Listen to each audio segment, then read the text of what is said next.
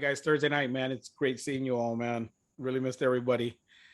All right, guys. We're going to be in the book of Acts tonight, Acts 24. Roman commander Felix is standing before him, and he's talking to him, and he's like, "Hey, listen, Paul's trying to preach to him and talking about God, and he's like, look, I ain't got time for that. I'll let you know when it's convenient for me, and I'll hit you back." Basically, is what he told him. Well, needless to say, Felix never got back to Paul. Felix died, and you know history will tell you that Felix was never converted to Christianity at any point. Felix was basically the American success story. He was a slave who became the governor of Judea, so and high ranking official in the Roman army. His wife Drusilla was the daughter of Cleopatra and Mark Antony. So I'm sure everybody's heard of Cleopatra and Mark Antony. Their daughter was Felix's wife. So that's how prominent this man got up in rank amongst, the Roman army and, the Roman governorship. But when he's had Paul, the great apostle Paul before him, he basically told him, bro, I ain't got time for you right now, man. I ain't got time to listen to what you're telling me. I ain't buying what you're selling. So, I'll get back with you later, to put it in today's terms. And I think, unfortunately, and tonight I really don't want to just preach or anything like that. I just really want to just talk, because I think we're all here in the same boat, and I think we're all like Felix to a certain point. We just don't have time for God. We live busy lives. We live, our 24-hour cycle is pretty much nonstop.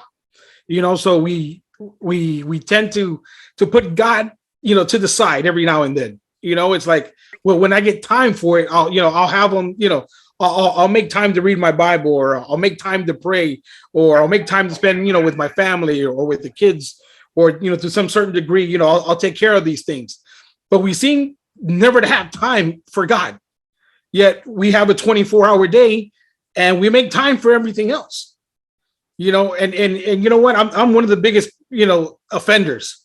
Even today when, as we started, we were in our earlier conversation prior to starting, Yosvel called me and I told him, hey, bro, I didn't have time to call you back, and so again, I'm a guilty offender, about time. And the one thing I love is about, my phone. I don't know if you can see it here. I love my iPhone. That is basically surgically attached to my hand. At some point, I think all our electronic devices are, as men. We it's become a part of us, an extension of us to a certain degree. But there's one feature in that entire phone that I hate. And every Sunday morning when I wake up and I look at my phone, there it is. And it gives me my usage for the week, an average daily usage of how much I've been on that phone. And this week it was pretty good. It dropped down 5%, and I've been working on that. But nonetheless, that 5% meant I was on my phone an average of 4 hours and 57 minutes a day. And every time I look at that, I think about it, I'm like, I've gotten to the point where I can dedicate to my phone 4 hours and 57 minutes a day. But then I ask myself, well, how much time did I dedicate to my kids? How much time did I dedicate to my wife? How much time did I dedicate to God? Now, that number will reduce immensely small into minutes, not hours, if I really started to jot it down. And, I'm not calling out anybody here tonight. I'm calling out myself. I'm just saying as a whole, as men, I think our priorities are a little bit skewed.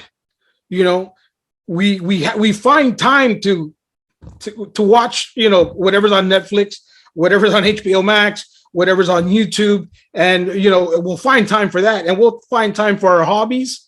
We'll find time, to do for work. Obviously our work is a priority. And, we'll give 10 hours or 12 hours or 15 hours, or we'll do double shifts or overtime. It doesn't matter, if it's there, because obviously, we come up with the excuse, we got to provide. Well, we have to, we got to put a roof over our heads, for our families. And I'm just being a good husband, and I'm not knocking that. But when anything, whether it's work or anything, comes between you and your relationship, between God or your family, Now that there's a problem. Now, when I'm dedicating almost 5 hours a day to an Apple iPhone device, then that's a problem. That's a huge problem. So I ask you tonight, look at your phone. Look at your data usage time. Most, smartphones, if you have one, is going to tell you how much time you're on that thing. And you can say, well, a lot of it's work and a lot of it's this and a lot of it's that. But it'll break it down to texting, social media. I mean, it'll rat you out completely where you've been, at the time that you've been on it. There's a survey that says that if you watch 2 hours of TV from now till you're 70 years old, you would watch, and that's just 2 hours, and nobody sits down and watches 2 hours of TV. Like your average football game lasts more than 4 hours. Your movies will last 2 hours, and if you've been binge watching an entire series on Netflix, well, that's a couple of hours, if not days. But just 2 hours a day. If you do that to the age of 70, you would have watched 6 years of your life would have been spent in front of a television set. 6 years of your life would have been spent watching, most of the time, just nonsense, looking back at it. Nothing productive that you're going to receive back something from. So do we give our children 2 hours a day? Do we give our wives 2 hours a day? Do we give our marriages 2 hours a day? And what are we giving God at all? We get upset when God doesn't come through for us, when things doesn't happen the way we want, when our finances aren't the way we want, when our marriage isn't the way we want it, when our children aren't acting the way we want it, when work isn't the way we want it to be, when our life in general is collapsing around us and we're like, man, God, where are you? He turns around and says, well, I've been here all the time. You're the one that's not showing up. And that's a gut check. Because, he is the one that provides from the air you breathe to the life that you woke up in the morning, to the time you go to bed, to the roof over your head, to the food in your mouth, to the career that you have, to the wife, the children. Everything is given by his hand. And yet the least person that we make any contact with on a daily basis is him. So, a lot of people ask, well, what does God want from me? Does he want me to live this righteous life? Does he want me to, do all these things? He just wants your time. At the end of the day, that's all he wants is your time. He simply wants to be with you. He wants to talk to you. He wants to fellowship with you. He wants to make sure that you are in fellowship with him. He wants to communicate with you what his plans, his goals, his desires are for you. But we're so busy. We're so busy running around. I thought that, I'm not working now, a full-time job. So I should have time coming out of my ears. And sometimes I find myself with less time to do things now than I did when I was working, 40, 50, 60 hours a week sometimes. And it's not that we don't have time. It's that we're the worst mismanagers of time, period. We simply mismanage our time. Because when we get in a group of guys and we're like, hey, did you see the game last night? Oh, yeah, man, I caught it.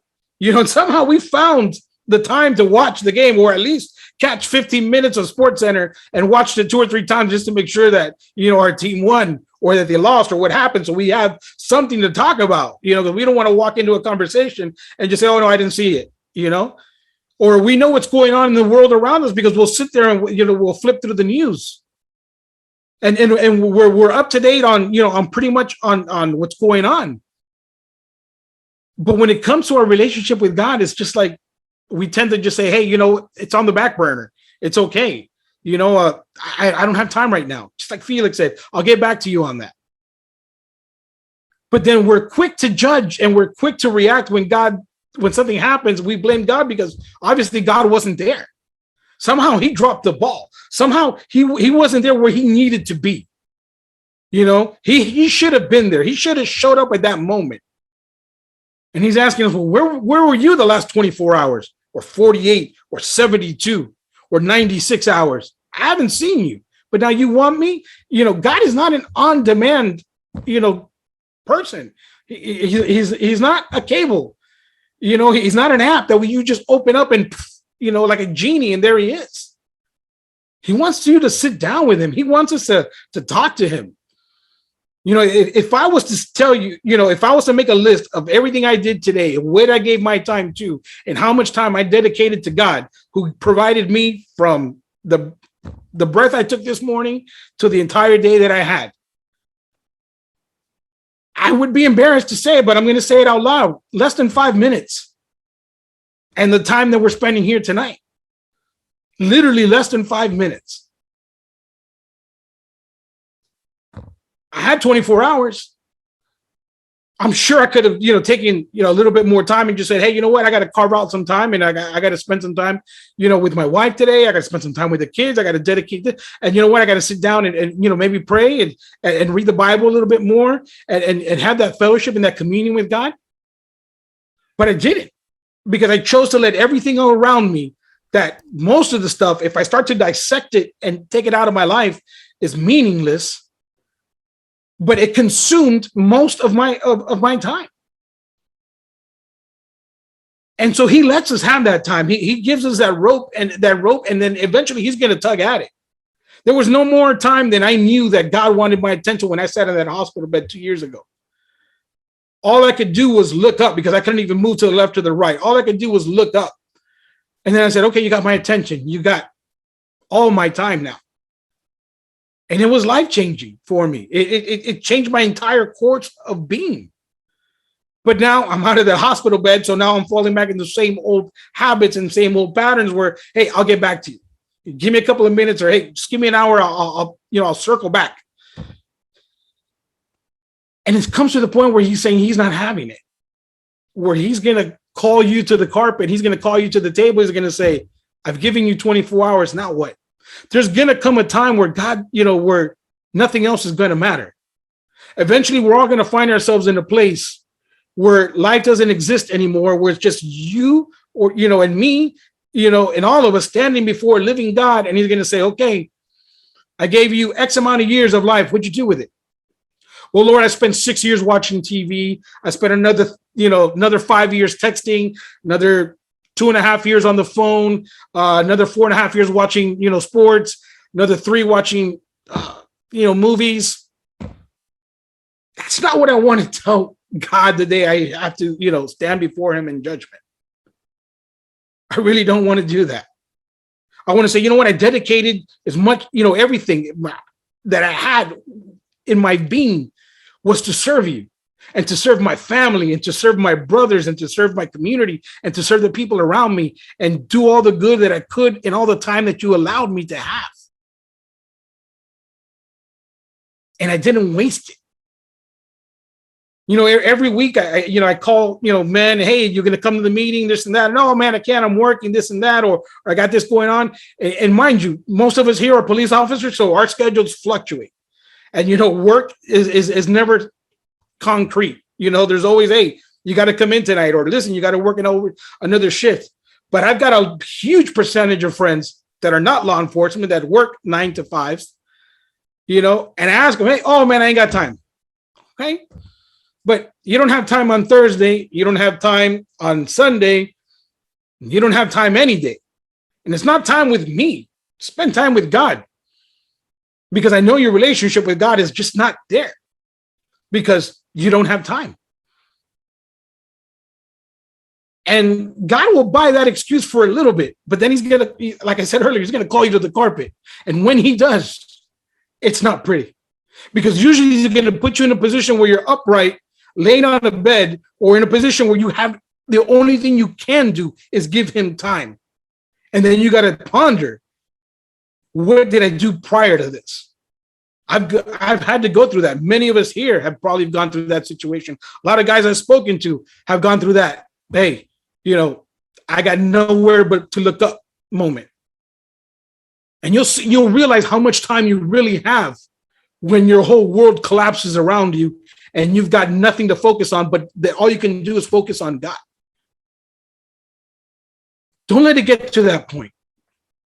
I don't want to get it back to that point again, because it's scary. And he's going to put you in that box, and he's just going to say, okay, you got nowhere else but to look up now, because I've closed every door. There's nothing you can do right now. When I found myself in that bed, I couldn't work. I couldn't be with my family. I couldn't do anything. I just had to sit there, helpless pretty much to a certain effect. And just, he's like, okay, it's just you and me now, 3 o'clock in the morning in this hospital bed. You want to talk or you want to keep ignoring me? I chose talking. And we talked and things changed. But now I find myself going back into that pattern prior to being in that hospital bed. And I'm trying to catch myself and saying, whoa, whoa, whoa, whoa, whoa, time out. This has got to change. I've got to change. I've got to make time for what's important, what's a priority in my life. My relationship with God has to be my number one priority. My family has to be right behind that. And then everything else comes after that. Nothing should interfere with that nucleus, with God, family, and your children. Then after that, everything else takes a number, whether it's work, whether it's, your entertainment, whether it's your friends, whether it's whatever's consuming your time outside of that nucleus, it's going to have to take a number. Because when our priorities are wrong and upside down, your world is upside down. And the more guys I talk to every day, and I see this, it's just like, man, everybody's going a mile a minute. And I ain't got time for this. I got to go here. I got to do this. I got to do that. And everybody's just running around because I don't have time. No, you have time. You're just not managing it correctly. I have plenty of time. I'm just mismanaging the hell out of it. If my time was a company, I'd be bankrupt. Just alongside a lot of other men. We'd be the CEOs of the biggest bankrupt corporations in the world. And we're bankrupting not only on an economical level, on a family level. And if we're bankrupting on a spiritual level, then we've got nothing to offer. We've got nothing good to give to this world. We think we're doing the right thing. We think we're accomplishing something. We think that we're doing the greater good and that we're accomplishing all these things because I'm running around like a chicken without a head. But all of a sudden, look back and say, who's suffering at the rate that I'm going? Who's not getting a return of the investment that I think I'm making? And it's going to be your spiritual life. And when your spiritual tank is on empty, your world is going to be dark. You're going to be depressed. You're going to have anxiety. You're going to have fear. Problems are going to amount, and you're going to not find the solution to anything. When your family life is running on empty, then you might as well just hang it up because you got chaos outside your home and inside the home. So now you're fighting a battle on two fronts with no victory in sight. But hey, you're punching the clock. You're doing 50 hours. You're doing 60 hours. You know what? I'm cashing in those checks, and the lights are still on. The water's still running. Kids got shoes. There's groceries in the refrigerator. Car's still outside. Nobody's repossessed. The cars. The house is still paid. What happens if you're in a hospital? What happens then? What happens if you can't work anymore? What happens if you can't move for some reason? And then you find yourself questioning everything. And you look back and you say, what did I do with all the time I had? And we look back, I think, as men, and we just say, man, I just blew it. Those 4 hours that I spent watching the playoffs, for another team to win that I don't belong to, that they can care less if I sat there and watched all 7 games, from the post interview to the end game interview, and bought the jersey afterwards and celebrated. They don't know me. They're not going to allow me into the locker room. I can't even afford a ticket to get into the stadium. So is it going to make a difference if I dedicated 7 days of my life to that? No. But it's 7 days that you didn't dedicate to the God who gives you everything. It's 7 days you didn't dedicate to the wife that's standing next to you, who supports you, who struggles with you, who's fighting alongside with you. And in 7 days, you didn't dedicate to the children who love you, who need you to guide them, who need you to protect them, who need you to see them through this world each and every day. Because you gave the best of yourself for something that doesn't matter. You gave that precious thing that we call time, that we can manufacture, that we can buy or sell, that we consider it to be so valuable. You threw it away on something that was so worthless. Like I said, guys, I look at that phone and I see that, 5% down. Way to go. 4 hours and 57 minutes. No, man. It's like looking at a scale and saying I dropped 6 ounces after dieting for a month. It can't happen. I know in my life it can't happen. I can't let it continue to happen. And I see the greater picture, and I talk to so many men during the week, or I talk to guys, and it's always, I don't have time, man. I just don't have time. I just don't have time. I don't have time. And I'm pointing 5 fingers back at me when I say that. Because most of the time when I call you guys, I was like, man, I'm sorry I haven't called you back, man. I just haven't had time. And I do have time. I do. I just need to manage it more correctly. We need to manage our time more correctly. We need to put priorities in our lives so we can be more effective in everything that we do, so we can be better husbands, better fathers, better employees, better us. Because if we're not managing our time, then we're investing in something that's worthless. That in the end, it's going to be meaningless.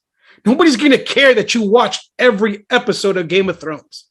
Nobody's going to care that you sat there and watched every playoff game imaginable. Nobody's going to care that you never missed a Marvel comic movie. No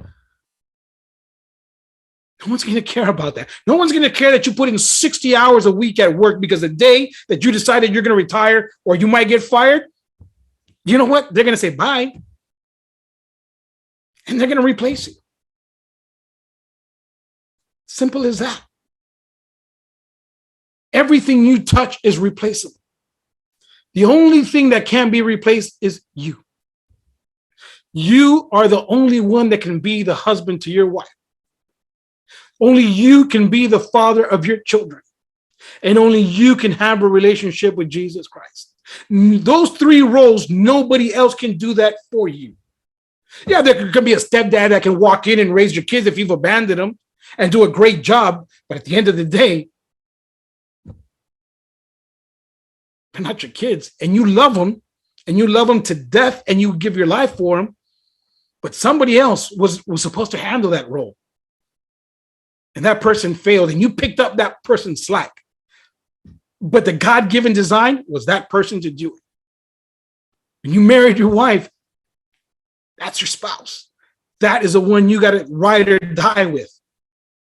So nobody else can take that role of you being the head of your house or the father of your children. And only you can have the relationship with God. No one else can have it for you. I can have a relationship with God on your behalf. I can pray for you. I can support you. I can give you advice. I can go to battle with you.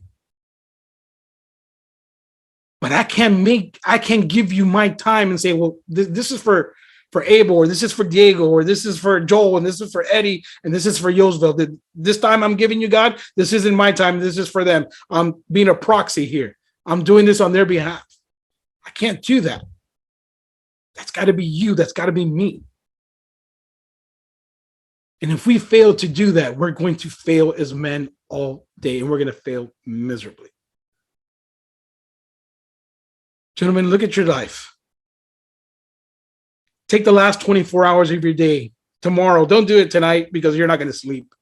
But wake up tomorrow and get a piece of paper or do it on your iPhone and just jot down how much time you spent on a given day. Where did your 24 hours go? Just write it down. And if you do that for 1, 2, maybe 3 days, you're not going to do it more than 3 days because you're going to be sick by seeing what you're seeing there. Because when you see time with my wife and you're going to see minutes. And you're going to see meaningful time with my kids, and you're going to see minutes. But then you're going to see work, and it's going to say hours. Then you're going to see TV, and it's going to say hours. And you're going to see my phone, and it's going to snitch you out at the end of the week and say hours. And you're going to see time with God, and you're going to see minutes or maybe zero. I promise you, by the third day, you're not going to be wanting to write that down.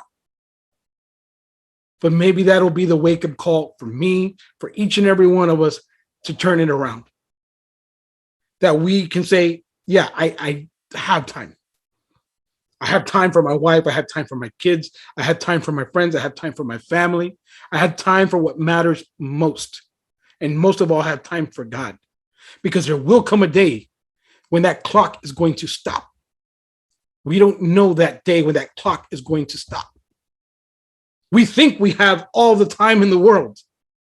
We think that we are eternal. But we're not.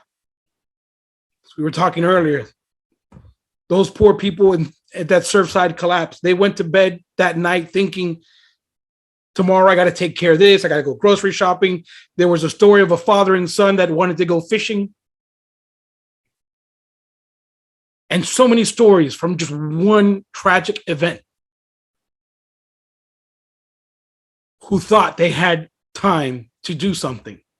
Who thought they had all the time in the world to address things. And little did they know that the clock stopped at 1:30 in the morning. We don't know when our clock is going to stop. That is something only God knows. But what we do with the seconds, in the milliseconds, in the hour, in the minutes, and the hours, and the days until that clock stops, that's on us. It's on this guy right here. What I do with that time, what I do with those precious minutes that I've been given as a gift, that's on me. I need to do right. I need to do better. I encourage each and every one of us to do better and to make time. Not only for God, but for our families, for our children, for our friends, for our brothers, for each other. Let's use our time wisely, man. Let's use our time wisely. Because we don't know how much we have. So let's make every second count. So the old saying, carpe diem, seize the day. Seize a moment. Seize the moment. And give it 110%, man. So when you look at your iPhone again, maybe it'll say an hour a day. And it was because it was something that meaningful. Because it was a conversation with your son. It's a conversation with your wife. Conversation with your daughter. Or conversation helping out a friend that was in need. But not because we were on video games. Not because we were on chat rooms. Not because we were just watching Fox News. Not because we were just watching YouTube or catching up on Netflix. Because it was meaningful. Because every second of our lives and every minute of our lives is meaningful. It's meaningful to us, and it's meaningful to God, and it's meaningful to our families. Make it count, gentlemen. Make every minute count. Guys, that's all I got, man. The floor is yours tonight.